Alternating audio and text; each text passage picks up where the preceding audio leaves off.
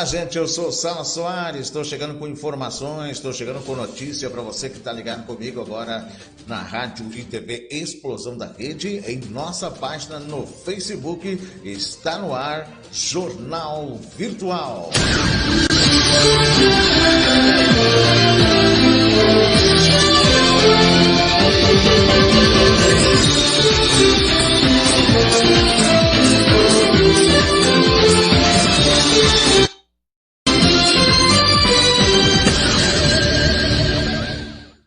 Estamos chegando com informações, estamos chegando com notícias. Já para começar, para você que está ligado comigo, já vai compartilhando esse vídeo nas suas redes sociais, nos seus grupos do Facebook e também nos seus grupos do WhatsApp. Vai compartilhando com seus amigos para que mais pessoas recebam as informações que a gente está trazendo para você ligado com a gente na Rádio TV Explosão da Rede. E de primeira, já começando com informação, falando sobre o presidente Jair Messias Bolsonaro, prestando condolências a Milton Neves, que acaba de perder a esposa para o câncer. É a primeira informação que eu trago para você ligado comigo na Rádio TV Explosão da Rede. Chega para cá, chega junto que tem informação. Chegando aqui trazendo essa informação, falando sobre o presidente Jair Messias Bolsonaro prestando condolências a Milton Neves, que acaba de perder a esposa para o câncer. É uma doença aí que também eu perdi a minha mãe para essa doença, né? O câncer é uma praga mesmo. Olha só, nessa segunda-feira, dia 31, o presidente da República, Jair Messias Bolsonaro, prestou condolência ao jornalista Milton Neves, que perdeu sua esposa Lenice Neves, vítima de câncer, abre aspas. Recebi com grande pesar o passamento da senhora Lenice Neves, após luta contra o câncer. Desejo força aos amigos e familiares, em especial ao querido Milton Neves. Que Deus a receba de braços abertos, fecha aspas, escreveu o presidente em suas redes sociais. O presidente prestando condolências aí para com a vida aí da esposa do Milton Neves. Essa informação que eu trago para você com exclusividade aqui na Rádio e TV Explosão da Rede. Presidente prestando essas condolências, importante isso nessa hora, né? Se torna um conforto, com certeza, para essas pessoas, no caso do Milton aí, que é um esportista, né? Do Grupo Bandeirantes, mas a gente vê aí que o presidente prestou as condolências, né? E está nas suas redes sociais. Bolsonaro deixou ainda uma mensagem a todos que sofrem com essa terrível doença, abre aspas. A todos que também enfrentam esta dura batalha, a minha solidariedade, fecha aspas, disse o presidente Jair Messias Bolsonaro em suas redes sociais. Né? Prestando condolências para com essas pessoas, o presidente Jair Messias Bolsonaro escreveu aí no seu Twitter, escreveu aí nas suas redes sociais, né, prestando essa solidariedade a essas pessoas. Está aí a postagem do presidente. Recebi com grande pesar o passamento da senhora Lenice Neves após luta contra o câncer. Desejo forças aos amigos familiares, em especial ao querido Milton Neves, que Deus receba de braços abertos. E, é claro, o Milton Neves não ia deixar de também agradecer ao presidente Bolsonaro por esse momento de solidariedade, né? O presidente também disse a todos que também enfrentam essa dura batalha, minha solidariedade. Milton Neves, visivelmente emocionado, agradeceu ao presidente. Abre aspas. Obrigado pela lembrança, presidente. Por coincidência, ela estava internada no mesmo andar do hospital onde o senhor foi fazer exames de rotina. Infelizmente, o maldito câncer foi mais forte nessa luta que minha guerreira e pilar de minha família travou. Um abraço. Aí, a postagem também, resposta aí do Milton Neves ao presidente Jair Messias Bolsonaro, ao Milton Neves aí, perdeu a sua esposa para o câncer. Né? E mostrando então essa postagem do Milton Neves, também mostrando aí o Milton Neves juntamente juntamente aí com a sua esposa, né? Ele perdeu a esposa aí para... Aí está. O Milton Neves juntamente com a sua esposa travou essa luta aí contra o câncer, recebendo condolências do presidente Jair Messias Bolsonaro, né? Então, o presidente, né, sendo condolentes, momento difícil, né? Principalmente essa doença, o câncer, que é uma doença aí que muitas pessoas sofrem com isso, né? Eu estava falando aqui antes que propriamente eu perdi a minha mãe aí para essa doença, né? Essa doença, ela destrói uma pessoa. Com certeza muita gente aí, não é só o caso do Milton Neves, né? Mas o presidente foi bem sucinto também, prestando solidariedade a todos, né? Que no caso acabam perdendo aí dos familiares. Bom, dando sequência por aqui, gente, falando ainda, trazendo informações, para você ligar comigo na Rádio TV Explosão da Rede, falando do Senado Federal. Gilmar Mendes remete investigação contra José Serra ao STF. Isso mesmo, o ministro Gilmar Mendes remeteu investigação contra José Serra ao STF. Essa informação que eu trago para você com exclusividade aqui na Rádio TV Explosão da Rede, falando que o ministro Gilmar Mendes aí remetendo a essa investigação aí do Lava Jato, né, contra José Serra aí, e então foi remetido para o STF. Será que querem livrar o cara também, gente? O que vocês acham? Olha só a informação que eu trago para você falando do Senado. O ministro Gilmar Mendes, do STF, Supremo Tribunal Federal, determinou que a investigação contra o senador José Serra, PSDB São Paulo, seja retirada da Justiça Eleitoral e encaminhada à Suprema Corte. Serra foi denunciado em 3 de julho pelo Ministério Público de São Paulo sobre acusação de lavagem de dinheiro. A filha do tucano, Verônica, também foi alvo da ação.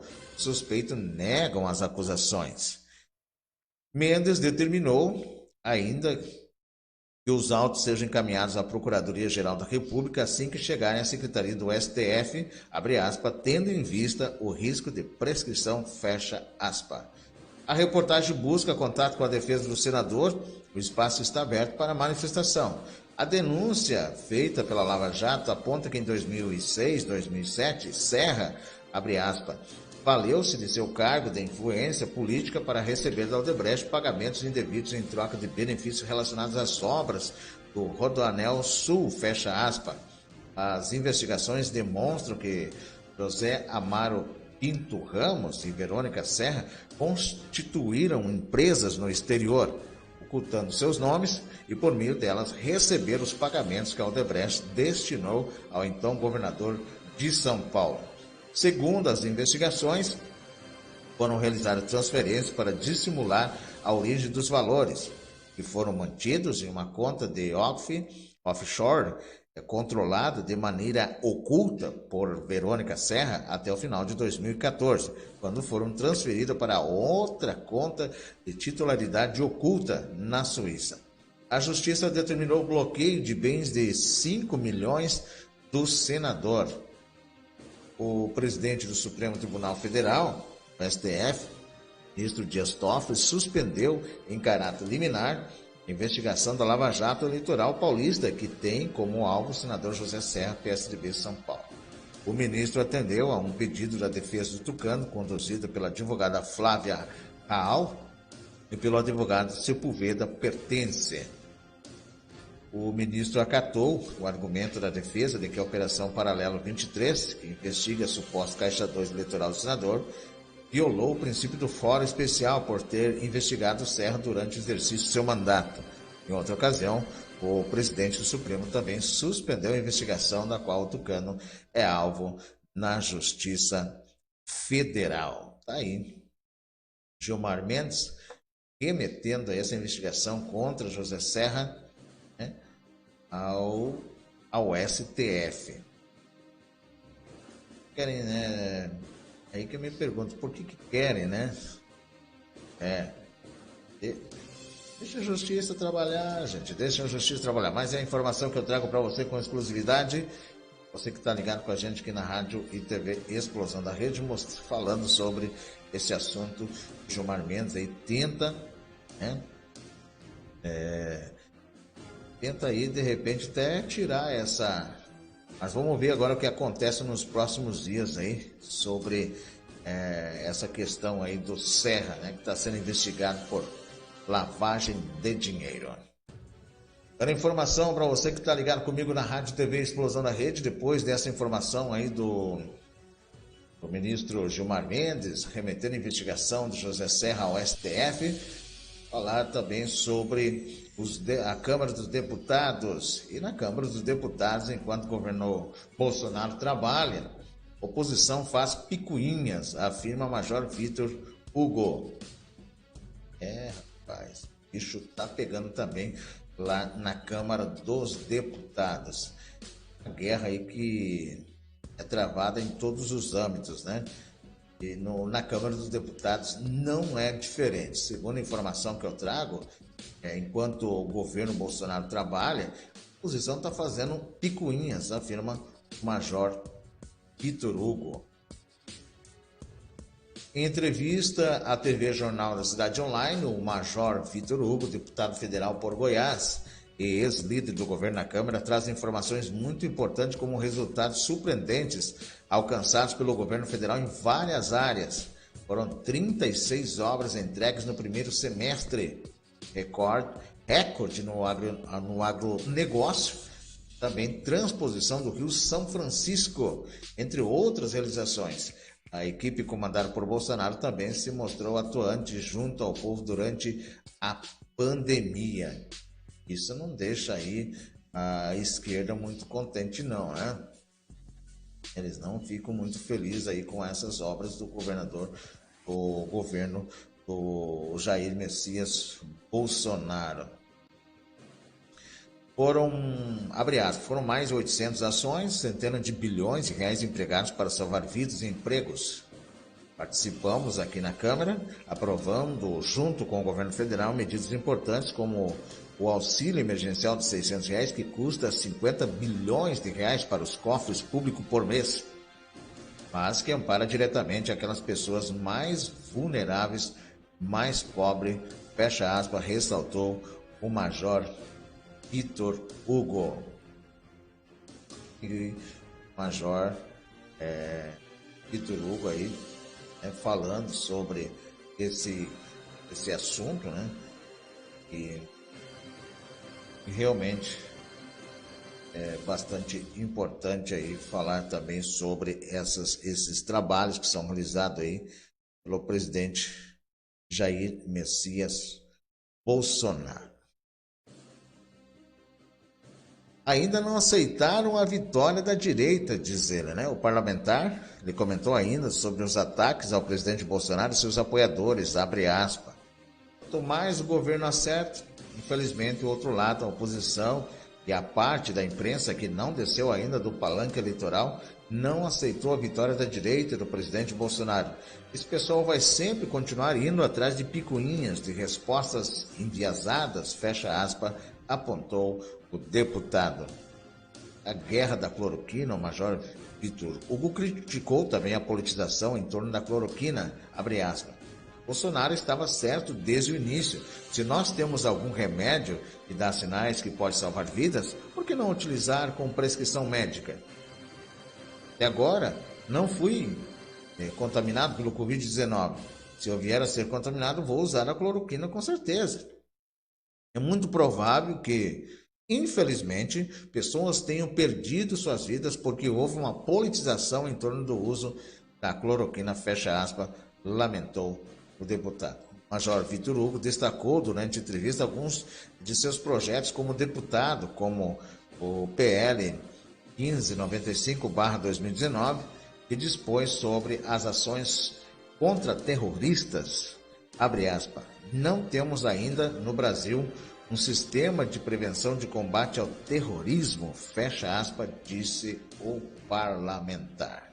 Daí, Major Vitor, trazendo números do governo Bolsonaro, e a gente traz para você com exclusividade aqui na programação na Rádio e TV Explosão da rede. Dando sequência com as informações, dando sequência com as notícias, para você que está ligado com a gente, depois dessa informação importante, são esses números para a gente também ficar por dentro do que acontece dentro do governo do presidente Jair Messias Bolsonaro, trazendo notícias também do judiciário. É só, gente, a bomba relógio da insegurança pública e também indiferença do STF aos riscos que suas decisões podem provocar a longo prazo. Exatamente o que está acontecendo aí, a gente vê no cenário na questão do Rio de Janeiro, limitando o acesso da Polícia Federal, a sua forma de combate. Isso é muito perigoso, mas o STF alguma razão tem, né? A gente vai descobrir com certeza aí nos próximos dias, falando sobre essa bomba relógio, né? Essa bomba relógio da insegurança pública, a indiferença do STF aos riscos que suas decisões podem provocar a longo prazo. Rapaz. Então não dá para saber o porquê, né? Existe toda aí esse interesse por parte aí do STF. Mas ter certeza que vai ficar claro nos próximos dias. Embora impactante, né, a descrição do relatório da Polícia Civil encaminhado ao STF semana passada sobre o crime organizado no Rio de Janeiro, provocou pouca reflexão a respeito desse dado importante que pode gerar graves consequências ao país, especialmente aos projetos de combate à criminalidade no momento oportuno. O que a gente está falando aqui, gente. É isso que a gente está dizendo toda hora aqui para o que vai acontecer nos próximos dias no Rio de Janeiro.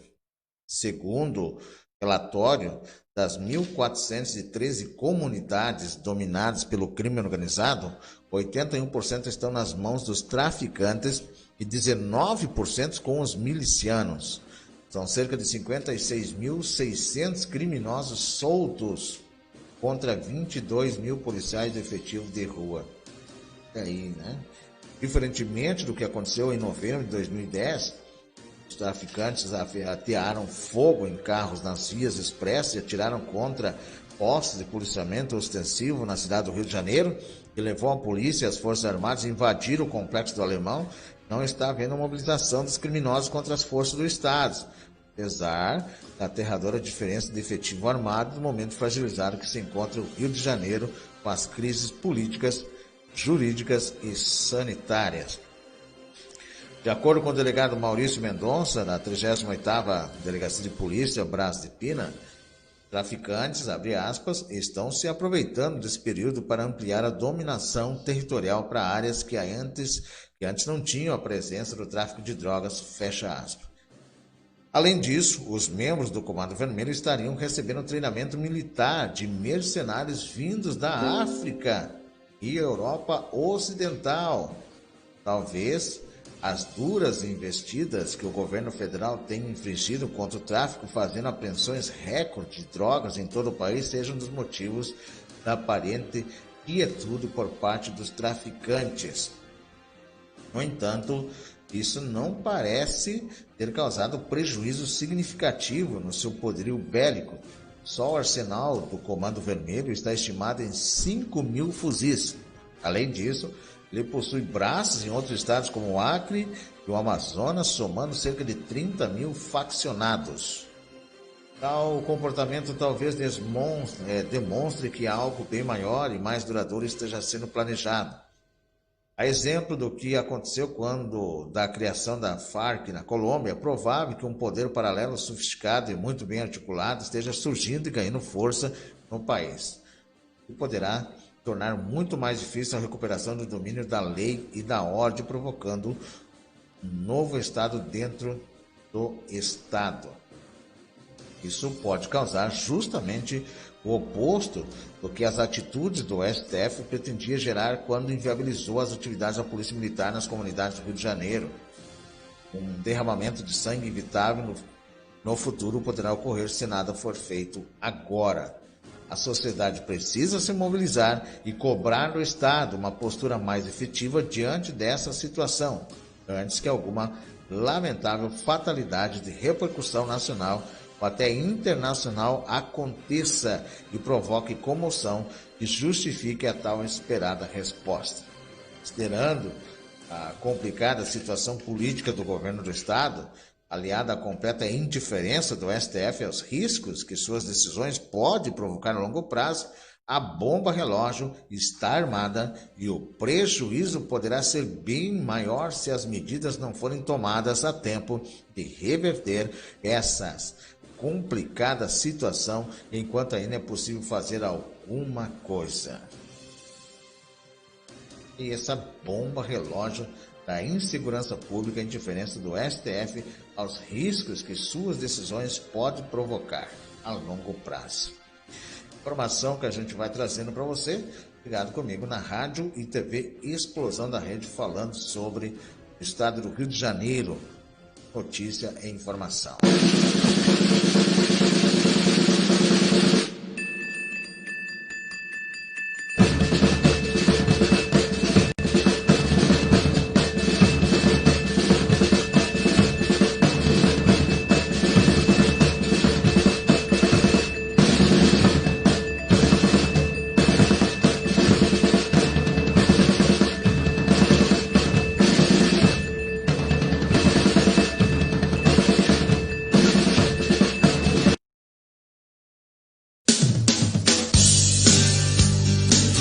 Quer saber as notícias de Ijuí e região? Aquilo que a mídia televisiva não mostra? Assista o canal de TV Explosão da Rede. Informações, esportes, notícias, dicas, entrevistas, reportagens, debates ao vivo. Só na Explosão da Rede TV.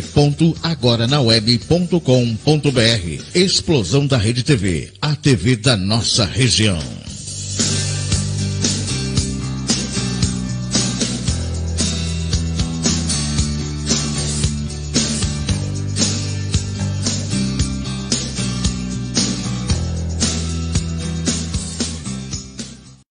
De volta com a informação, de volta com a notícia, para você ligar comigo na Rádio TV Explosão da Rede. Estamos ao vivo em nossa página no Facebook, todos os dias, às 11 horas e 1 minuto da manhã e também às 15 horas e 55 minutos da tarde, trazendo informação, trazendo notícia, e depois temos o replay. Durante as manhãs, tarde, noite, madrugada, temos o replay das informações, da notícia, das nossas programações. Você também pode assistir no nosso canal de TV, Explosão na Rede TV.agoranaweb.com.br. Dando sequência com as informações, com as notícias, falando agora de política. Falando agora de eleições 2020. Olha só, gente, eleições 2020, como se defender dos aproveitadores do Centrão e da esquerda, eleições 2020. Eu até estava fazendo uma postagem hoje no Facebook falando a respeito disso, né? E agora, será que vai funcionar o Fica em Casa durante as eleições? Eu vi uma postagem aí do Alberto Silva, ele que tem também o seu canal no YouTube, e ele falava a respeito disso, que a esquerda, o Centrão, aí, os políticos agora estão desesperados para que o povo saia para a rua, porque vem as eleições aí, né? Olha só, gente, falando sobre as eleições 2020, como se defender, né, dos aproveitadores do Centrão, da esquerda. E agora nas eleições vão mudar, já mudaram, né? Nessa terça-feira, dia 1º aí,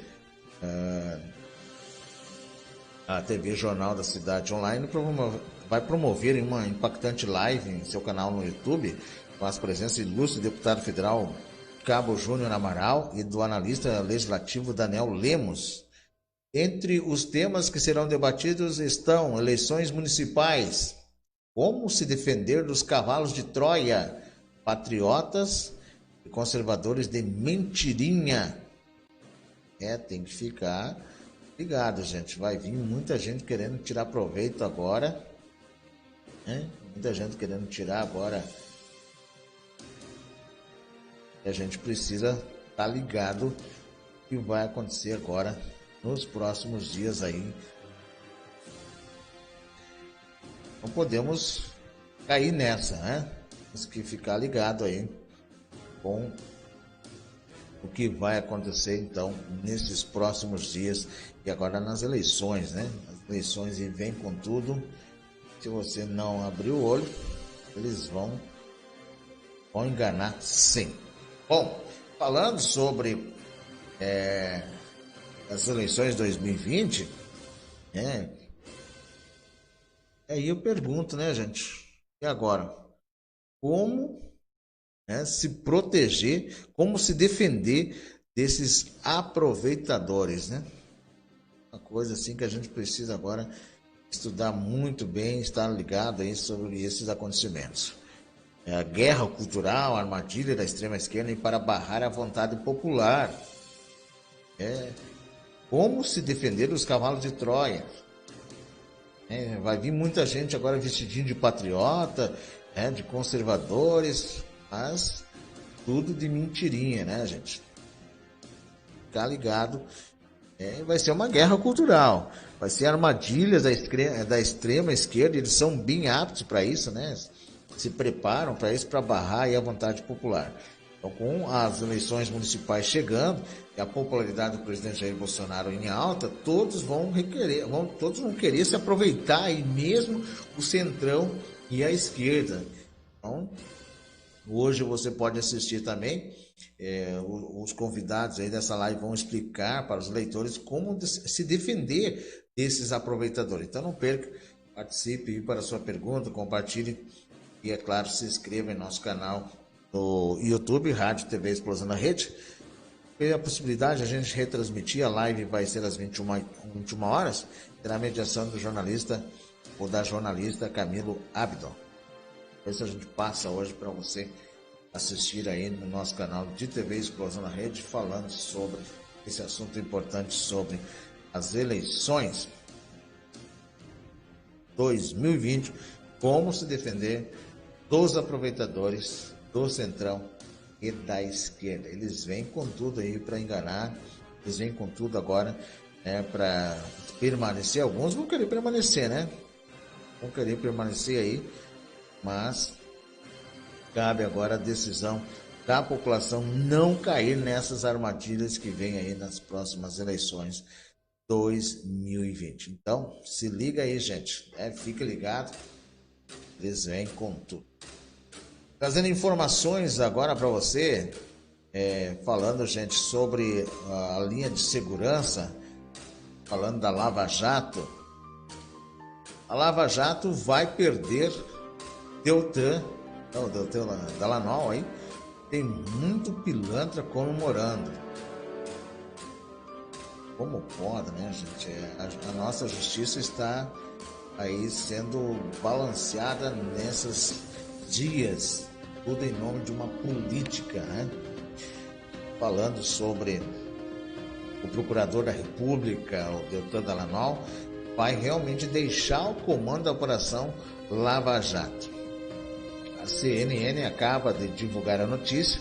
A versão oficial é que ele precisa se afastar para cuidar da saúde da sua filha. Apenas uma saída honrosa.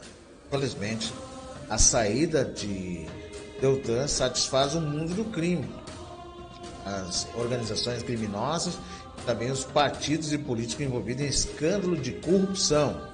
Todavia, a Lava Jato continua. Deltan permanece no Ministério Público de cabeça erguida pelo grande trabalho realizado. Vamos entender isso com um recuo estratégico do Deltan Dallagnol, né? Deltan Dallagnol. Entender isso, que seja um recuo estratégico do Deltan aí, né? Porque estaria deixando a Lava Jato. É um recuo estratégico mesmo? O que você acha? Tá aí, né, gente? Essa informação do...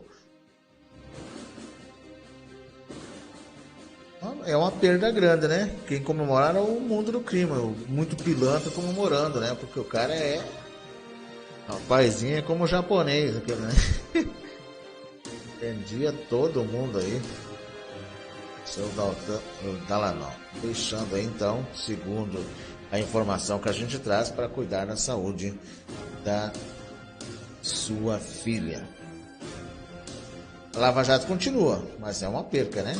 Perca muito grande aí para a Lava Jato. Nesse caso, né? Vamos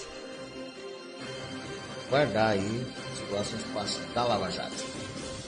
Bom, dando sequência por aqui, falando também da segurança pública, gente. A Polícia Federal aposta na flexibilização do uso e porte de armas para o cidadão brasileiro. A Polícia Federal publicou neste mês de agosto que passou a nova legislação sobre armas de fogo. É uma instrução normativa, 174, assinada pela Diretoria-Geral da Polícia Federal, que torna o porte e a posse de armas de fogo menos burocráticos. É um progresso tendo em vista aí as normatizações anteriores. Ao exigir menos documentos e eliminar prazos para os novos pedidos, aí também adequa a Polícia Federal aos decretos de 2019 do presidente Bolsonaro sobre o assunto, autorizando a aquisição de até 4 armas de uso permitido por pessoa no país, ampliando o prazo de validade aí do registro para 10 anos. Para 10 anos, segundo a informação aí. Boa, né? Seria? A Polícia Federal apostando aí na flexibilização do uso e porte de armas para os cidadãos. Isso é importante, né? Todo bandido está armado. O cidadão de bem, né, fica à mercê aí muitas vezes de coisas aí que lamentavelmente acontecem no nosso Brasil, né? E a Polícia Federal aposta nisso, né? Aposta aí na flexibilização do uso e porte de armas para o cidadão brasileiro. E diversas categorias terão avanços, como por exemplo os policiais penais, que passarão a ter as mesmas prerrogativas dos demais policiais, e os magistrados e membros do Ministério Público, MP, que passarão a ter a aptidão psicológica e a capacidade técnica testadas pelas próprias instituições, sendo a Polícia Federal o órgão responsável por expedir o registro para armas de fogo no país. A edição desse ato buscou deixar mais objetiva a análise do requerimento para a concessão de autorização para aquisição de armas de fogo de uso permitido. O grande problema da norma anterior era a comprovação da efetiva necessidade e ensejava critérios subjetivos na análise da concessão, retirando da nova portaria. Quando o agente público tem a discricionariedade do poder de decisão, precisa seguir critérios de deferimentos objetivos. Objetividade diminui também a possibilidade de corrupção, de favorecimento e de influência das questões ideológicas pessoais.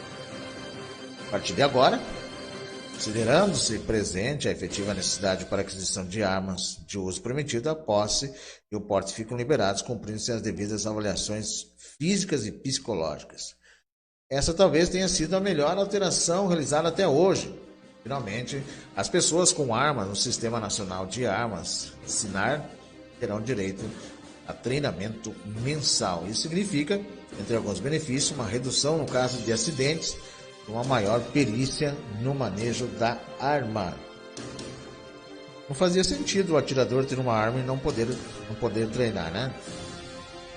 A norma da Polícia Federal, juntamente com os decretos presidenciais, carrega o simbolismo de garantir o direito de propriedade, o direito individual de cada cidadão se defender e defender sua propriedade, por meio do direito de escolha entre comprar uma arma ou não. O tema sobre liberação ou restrição do acesso a armas de fogo para a população é um daqueles que tem relação aos quais a manipulação das informações difundidas ocorre de forma enganosa, com o intuito de confundir. A ideia básica é fazer com que se pense que haverá um banho de sangue quando os inocentes já morrem todos os dias sem direito à defesa. Na verdade, a norma vem ao encontro das demandas de todos que trabalham na área de segurança e que buscam real controle estatal das armas de fogo e munição existente. Hoje, é impossível esse controle pelas autoridades competentes capazes de identificar a origem das armas em circulação no Brasil. Além da garantia à liberdade de decisão, direito de defesa, o país precisa avançar mais quanto à questão armamentista, inclusive na abertura aí de mercado para a instalação de novas fábricas de armas, escolas e estandes de tiros, como também da regulamentação aí de vários produtos agregados a essa modalidade. A regulamentação aí do setor será capaz de gerar empregos e uma concorrência saudável a partir da abertura de centenas de postos de trabalho. Então, essa informação que a gente traz para você, né? Falando sobre a Polícia Federal posta na flexibilização do uso e porte de armas para o cidadão brasileiro. E aí, você é a favor ou contra? Pode dar a sua opinião aí pra gente, né? Enquanto que eu sou a favor, né? O direito de defesa também para o cidadão de bem. Bom, dando sequência por aqui com a informação, dando sequência por aqui com a notícia para você ligar com a gente na Rádio TV Explosão na Rede, falando sobre o assunto também do coronavírus, que ainda continua, né? Continua ainda mandando em muitas cidades, né? Tudo por interesse, né? A minha pergunta agora, gente, a respeito da questão do corona, né? Sobre os responsáveis ou sobre os irresponsáveis, né? Mas para os irresponsáveis, a pandemia aí, desmistificando, desnudando, desmentindo a narrativa também de muitos governadores e prefeitos, né? Começando com o governador de São Paulo, governador do Rio de Janeiro, que já foi afastado, o senhor Witzel, né? O senhor Witzel aí foi afastado, está sendo investigado. Pode pegar um xadrez aí. Pegar um xadrez nos próximos dias, senhor Witzel. Enquanto isso, os outros ficam de olho arregalado, né? O governador de São Paulo. Grande pergunta, né? Quem seriam os irresponsáveis ou os responsáveis pela pandemia? Desmistificando, desnudando, desmentindo a narrativa dos governadores e prefeitos. E agora estão usando a mídia, né? Estão usando a mídia para querer culpar o presidente da República. Olha, cara, é indignação que dá, né? Indignação que dá. Agora vamos tentar desmitificar, gente. Vamos tentar desconstruir, desnudar, tirar a roupa, desmentir a narrativa de governadores, prefeitos e outras autoridades, entre aspas, né, que fomentaram com as suas equivocadas políticas públicas de saúde mortes por conta da pandemia. Os temas são as políticas de controle e a medicação na pandemia. Vamos tentar não misturar esses fatores, para ficar bem claro tudo isso. Algumas premissas se fazem necessárias. Ninguém no Brasil, ninguém mesmo deu a verdadeira dimensão da crise sanitária quando as notícias começaram a ultrapassar as fronteiras da China. O surto, ainda em 2019, a evolução, a escala da doença, passou para endemia, epidemia, até ser declarado como pandemia. No Brasil, já com a doença espalhada por vários países, os governadores ainda não davam a real importância. As declarações de governadores, de governantes, especialmente de cidades e estados com tradição carnaval, marcaram a irresponsabilidade de um representante público. Desdenharam do perigo, mitigando a exposição do povo. Estou ainda considerando o viés do dom. À medida que os casos começaram a aparecer, inclusive com mortes, a politização do vírus explodiu. Governantes e autoridades viraram senhores da ciência, protetores da sociedade.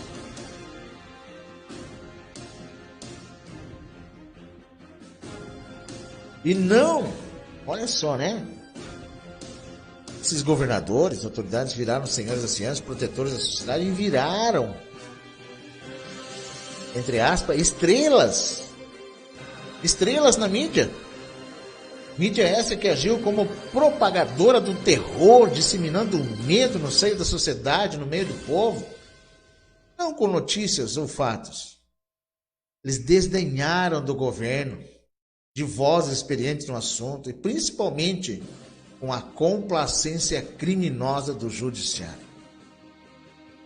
O que acompanhamos foi o contraponto que os governantes políticos justificam.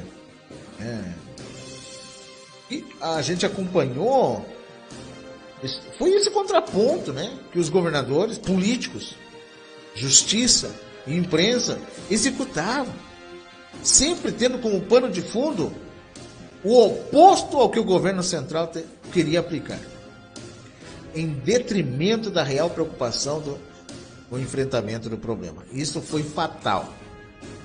O elemento foi crucial para os discursos passarem a ter um ar de credibilidade, terrorismo que foi implantado no país. Isolacionismo, sanções, opressão, imposições, acusações, discursos sentimentais, a farsa do princípio de eficácia científica dos medicamentos apresentados pelo mundo passaram a fazer parte do dia a dia nacional. A ciência também foi usada politicamente, não à toa. Michael Leite, e o físico inglês disse, abre aspas, a política infectou a ciência. O povo se viu engessado e dominado por tudo isso. Veio o silêncio sobre o impacto social na economia, os reflexos na empregabilidade e a manutenção empresarial, tudo encoberto pelo lema do, abre aspas, salvar vidas, fecha aspas. Quebradeira generalizada. É o que a gente viu. Quebraram cidades e países, gente. Tudo em nome de salvar vidas.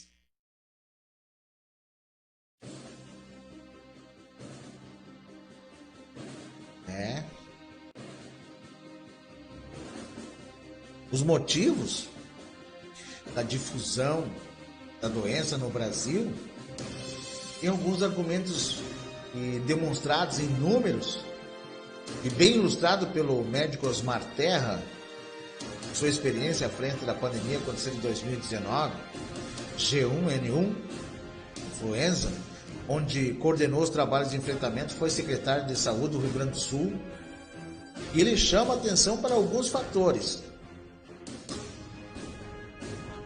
Em proveitosa conversa com o Dr. Osmar, ele destaca que o isolamento não funciona no formato proposto e cita o porquê o estado de São Paulo, Rio de Janeiro, Ceará, Amazonas e Pernambuco apresentaram alto número de infectados, principalmente no início. Ele frisa que a circulação prévia do vírus é o que determina isso. São Paulo, Rio de Janeiro, por motivos óbvios, megalópolis. O Amazonas, com alta demanda de pessoas, inclusive do exterior, por conta da Zona Franca de Manaus. E Pernambuco, com turismo sempre em alta. Deixei o Ceará por último, para compor uma explanação interessante feita pelo Dr. Osmar. Uma triangulação ilustra bem o que seria a circulação prévia que aconteceu. Wuhan, China, início da pandemia, da epidemia. Milão, Itália, alto índice de infectados. E Fortaleza, turismo oriundo das cidades italianas, por voos diretos. Ligações comerciais ligam empresários chineses à cidade de Milão, né? A moda. O turismo italiano está intrínseco à cidade de Fortaleza. Podemos arriscar que a circulação prévia do vírus em Fortaleza aconteceu até mesmo antes da epidemia ser declarada no Brasil. E por fim, por maiores que sejam os esforços para minimizar erros na contabilização dos infectados, eles se tornam frágeis à medida que o quesito testagem está longe do ideal. Tanto na quantidade quanto no modelo de testes, a amostragem de contaminação está comprometida desde o início. Deixa de trazer luz à realidade.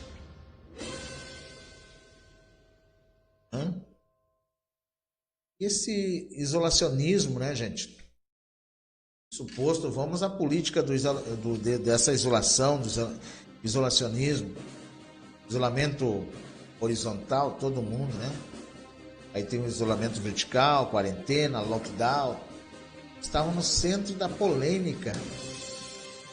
Não vou me enfronhar sobre o que cada país adotou, por mera e simples identificação. Primeiro, como as notícias chegam por aqui, as especificidades de cada lugar, enfim.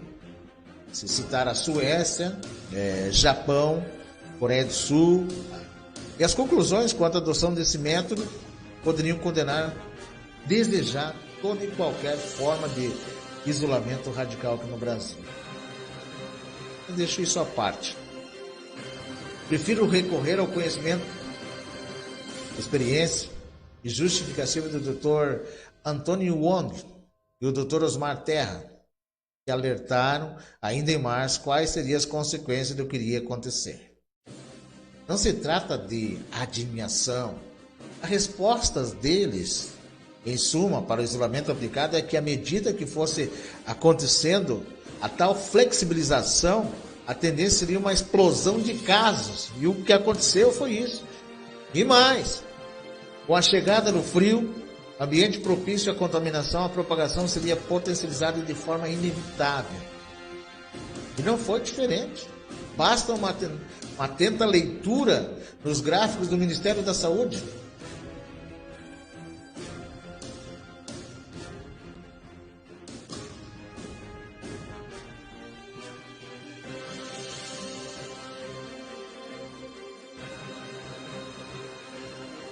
Vou mostrar só o gráfico aqui, gente. Você acompanhar. Está o gráfico. A evolução dos infectados e mortos a partir de 4 de maio, período que a flexibilização começará a acontecer, e a queda de temperatura pelo país. Antes, uma curiosidade que não consegui decifrar. Sergipe, no período, teve um aumento, porcentagem de morte maior do que o de contaminação. Como explicar isso? Sergipe, o período teve um aumento, né? de morte maior do que a contaminação. Como explicar isso? Pernambuco e Rio de Janeiro tiveram números bem próximos. Esse gráfico mostra os estados cujo sistema de isolamento foi mais rígido desde o início, com alto índice de contaminados, já explicado anteriormente, né, questão da circulação prévia do vírus, e que após as medidas de flexibilização, os percentuais de alteração caíram vertiginosamente. É o caso dos estados do Amapá, Ceará, Pernambuco, Rio de Janeiro, São Paulo. Isso configura que a tal curva de infectados já teve seu pico desde maio. Por outro lado, chama a atenção os estados da região mais interiorana do Brasil, que inversamente do que acontece no resto do país, começou a apresentar aumento de contaminação e de óbitos, justamente nesse período apresentado. Estado como Goiás, Mato Grosso do Sul, Mato Grosso, Tocantins elevaram seus índices às alturas. Vamos aos números. Até o dia 4 de maio, esses quatro estados apresentavam 1,76% dos casos confirmados dos infectados no Brasil. Ou seja, em 2 meses, com a população de 7% do país, eram insignificantes os casos por lá. E a partir de 4 de maio, esse percentual pulou para 9% em 4 meses. Coincidência ou não, esses estados passaram a praticar o isolamento com mais rigidez, com destaque para Goiás e Mato Grosso do Sul. Conclusão: tem responsabilidade criminal envolvida em tudo isso e que deve ser apurada. O isolamento, da forma que foi implementado e ainda é aplicado em muitos pontos do país, não tem o efeito que os governadores, os governantes querem impor apenas com discursos. Alegam que é assim no mundo inteiro, é blá, blá, blá, blá. Mentira! Há inúmeros exemplos de países com histórico de controle bem mais eficiente, sem essa política equivocada. E, de novo, se faz presente a questão da politicagem no meio governamental, municipal e também estadual. Diga-se a bem da verdade. O fator da circulação prévia que foi ignorada e aplicada, a aplicação de isolamento mais criterioso e ajustada à realidade de cada lugar, teriam efeitos muito mais satisfatórios se considerados para protocolos da política de saúde pública, com certeza absoluta. Infelizmente, todos foram atingidos em cheio com os reflexos dessa política adotada, a socioeconômica, mas isso é tema para um outro momento.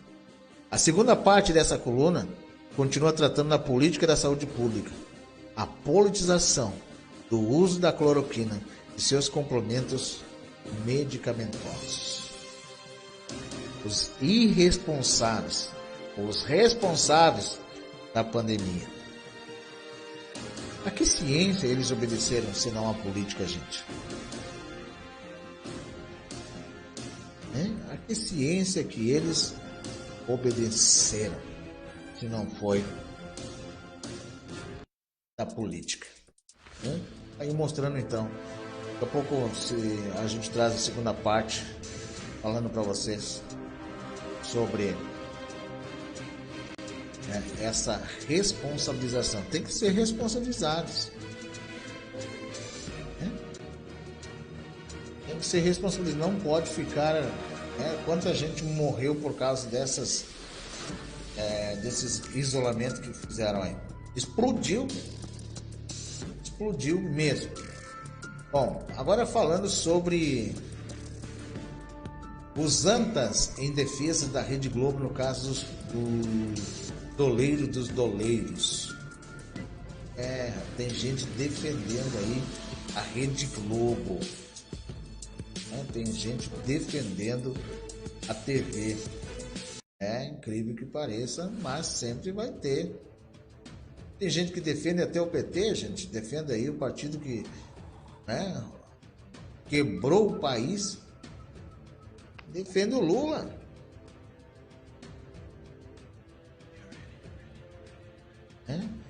Bom, falando sobre, gente, os antas em defesa da Rede Globo, no caso do doleiro dos doleiros, defendem com caras e bocas, a Rede Globo. Mostra a carinha deles aí, gente. É inacreditável, né? Em artigo publicado nessa segunda-feira, dia 31, o antagonista explicitou descaradamente a defesa da Rede Globo.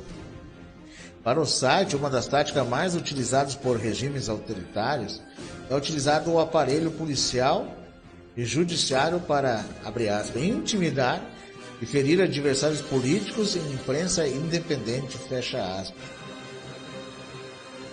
Abre aspas, imprensa independente, fecha aspas. Por isso, é preciso que haja vigilância constante da sociedade e das instâncias de controle, fecha aspas, diz o texto. Ao citar a delação de Dário Messer, o doleiro dos doleiros, o artigo assinado por Mário Sabino, diz que o caso, abre aspas, merece ser investigado com rigor, fecha aspas. A história, abre aspas, a história não interessa à justiça porque, mesmo que fosse verdadeira, os eventuais crimes de sonegação fiscal e evasão de divisas estariam prescritos. E prescrição, por si só, não torna ninguém inocente. Obviamente, mas apenas os casos nos quais a chance de punição são levados em conta em processo. E este ponto é ainda mais relevante. Se eles foram narrados, documentados por alguém que foi beneficiado com uma redução de pena justamente para ajudar a justiça, fecha aspas, afirma Sabino. E prossegue atacando o presidente Jair Bolsonaro, abre aspas. A história de Mestre já não se sustentava quando foi publicada. E como apontei, se crimes houvesse ocorrido, eles já teriam prescrito. O que não vai prescrever nunca é o aproveitamento político que o Bolsonaro fez e provavelmente continuará fazendo o episódio com o PT, o acompanhamento em tom festivo. Fecha aspas. E finaliza. O aproveitamento é motivo suficiente para que o Conselho Nacional, o Ministério Público investigue se procuradores realmente forçaram a barra para que a história em relação à Globo se tornasse um capítulo da delação de Messer, capítulo tão efêmero que já foi para o lixo, mas bastante eficaz para atingir a reputação da emissora que Bolsonaro considera a sua principal inimiga. Aliás, é lícito supor que a história já havia ido para o lixo quando veio à tona na imprensa, o que torna tudo ainda mais sórdido, fecha aspas. Antes, defendendo a Globo, né? O que aconteceu?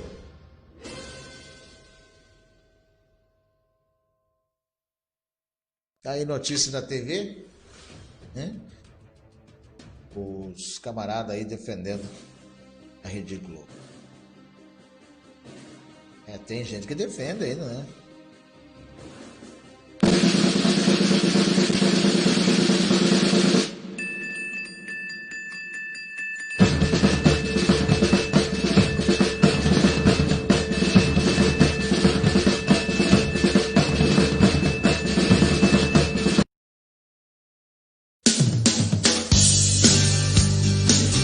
Quer saber as notícias de Ijuí região? Aquilo que a mídia televisiva não mostra? Assista o canal de TV Explosão da Rede. Informações, esportes, notícias, dicas, entrevistas, reportagens, debates ao vivo. Só na Explosão da Rede TV.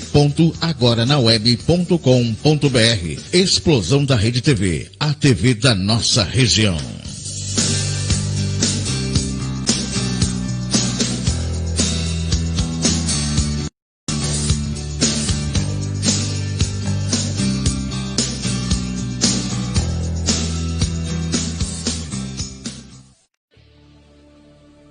Rádio e TV Explosão da Rede tem o patrocínio.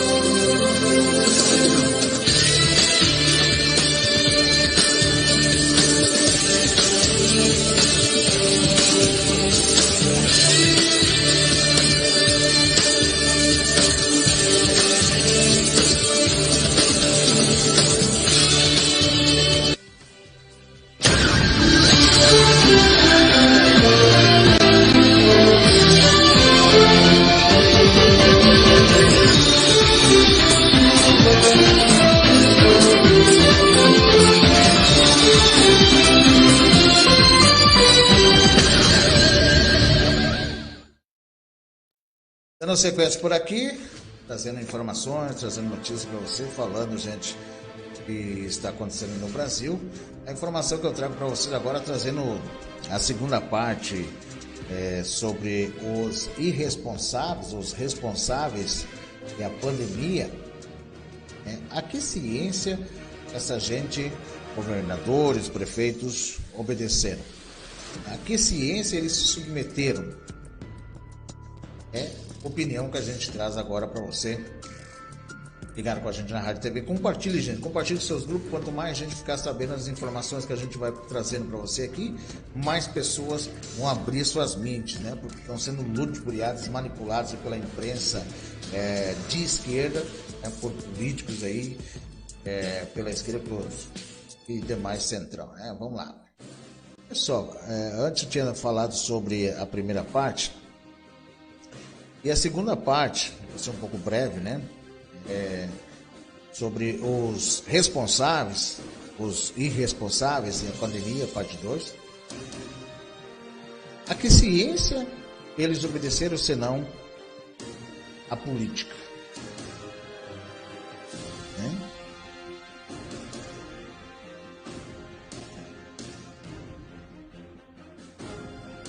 Olha aí, você tem um mapa mundi, né? Globo terrestre, uma máscara.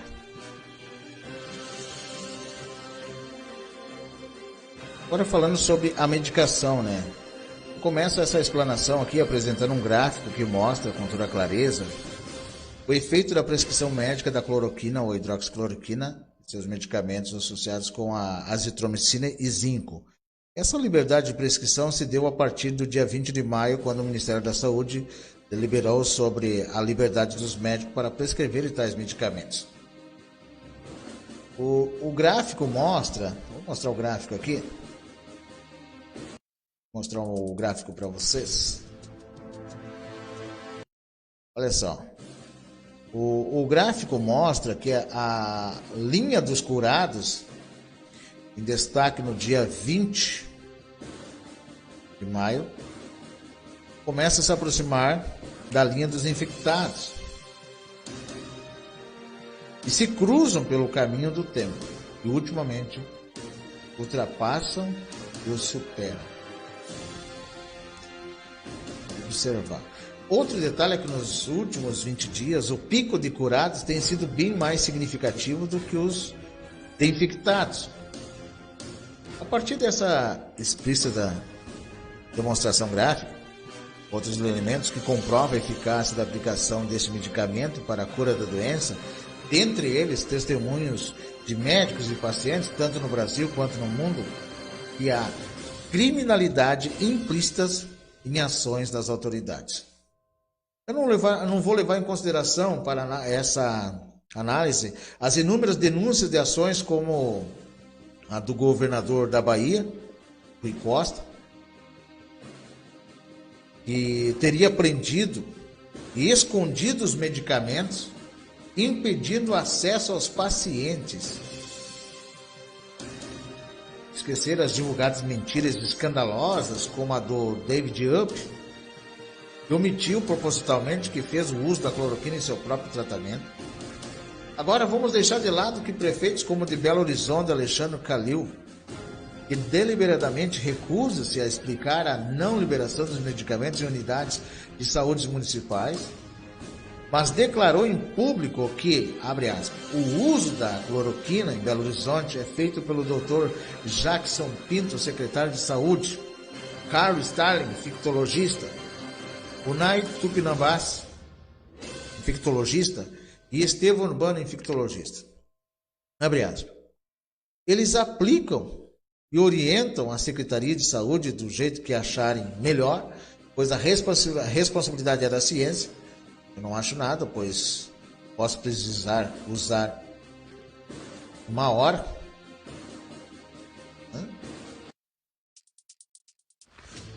É difícil, mas vou ignorar o médico político Henrique Mandetta, como ministro da Saúde do Brasil, disse não recomendar o medicamento, exceto se se o paciente apresentar falta de ar ou comprometimento pulmonar, ou seja, agravamento do estado de saúde.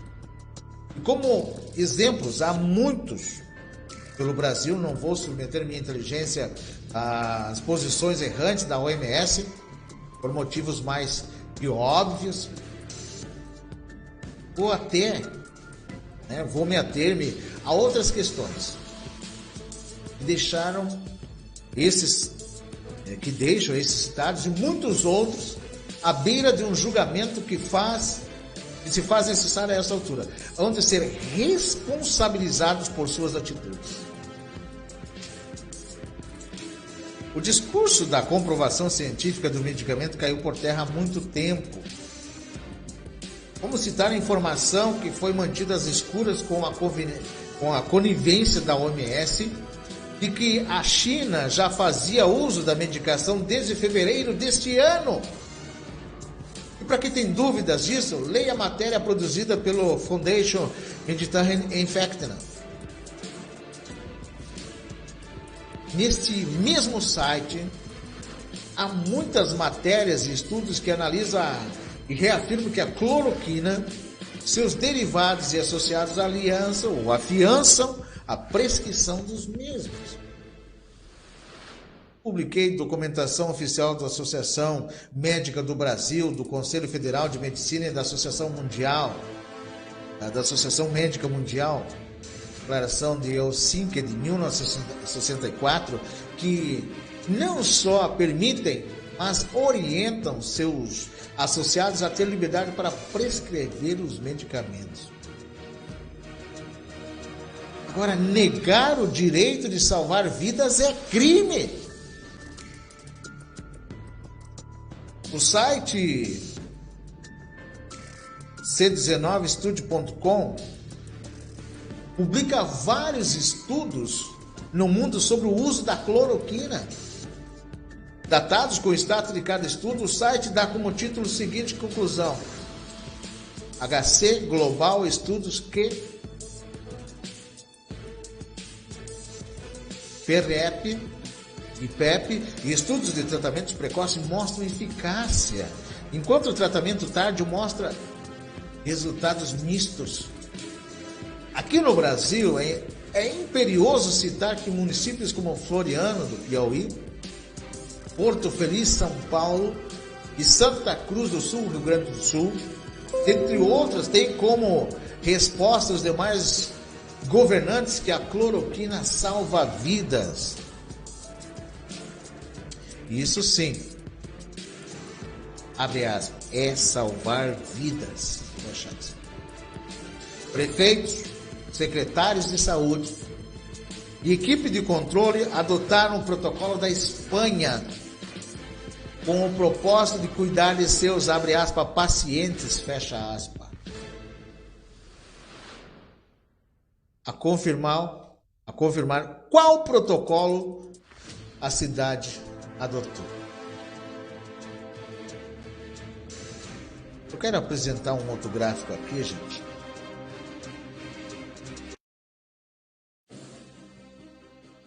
Um quadro com os números e seus comparativos desses municípios e de outros 3, Salvador, Belo Horizonte, São Paulo, que não aplicaram nenhum protocolo medicamentoso com a cloroquina.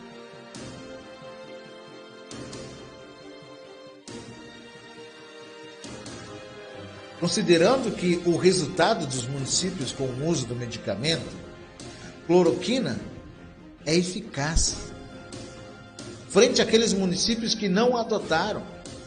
Montei um quadro aí também com a tese da eventual adoção desse medicamento e seus resultados, aplicando a média da letalidade dos 3 municípios que prescreveram a cloroquina a seus pacientes.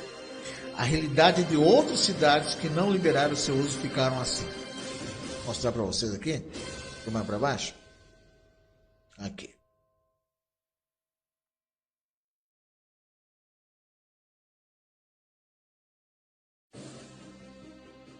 Mediante esses dados, podemos afirmar que há dolo quanto à política adotado pelos prefeitos da cidade de Salvador, Belo Horizonte e São Paulo, que não liberaram o uso da cloroquina sobre a famigerada desculpa da ausência da comprovação científica, respectivamente, Antônio Carlos Magalhães Neto, Alexandre Calil e Bruno Covas. Qual responsabilidade pode recair sobre esses administradores públicos? A que ciência eles obedeceram senão a política? O Ministério Público Federal ou estadual deve se pronunciar sobre o caso? Eu não vou perdoar aqui a imprensa, especialmente que a grande imprensa nacional, que não se continha em dar notícia, a sua obrigação do que os governadores faziam. A imprensa também tem a sua responsabilidade a partir do momento que insinuava a todo momento a validade das ações dos prefeitos, dos governadores e políticos. A imprensa agiu como cúmplice, uma vergonha. É opinião. Alexandre Siqueira, articulista. Aí, gente, opinião para você. Ligado com a gente na Rádio TV Explosão na Rede. Você que está nos assistindo na nossa página no Facebook. Lembrando, todos os dias, 11 horas e 1 minuto e às 3 horas e 55 minutos da tarde, tem informação, tem notícia aqui na Rádio TV Explosão na Rede, tem novidades, tem ofertas. Sempre a gente traz alguma coisa para você aqui, tá bom? Às 18 horas vai ser reproduzido lá no nosso canal no YouTube, Rádio TV Explosão da Rede. Essas são as informações que a gente traz para você durante essa semana, notícia, informação, tudo que acontece no Brasil e no mundo, a gente vai trazendo para você ligar. Se inscreva no nosso canal no YouTube, Rádio TV Explosão da Rede, compartilhe e também siga-nos na nossa página aqui no Facebook e também siga-nos no nosso Instagram, DJ_Sala 20. DJ_Sala 20. Bom, obrigado pela sua companhia. Segue por aqui as informações, as notícias, para você que está ligado com a gente na Rádio TV Explosão na Rede.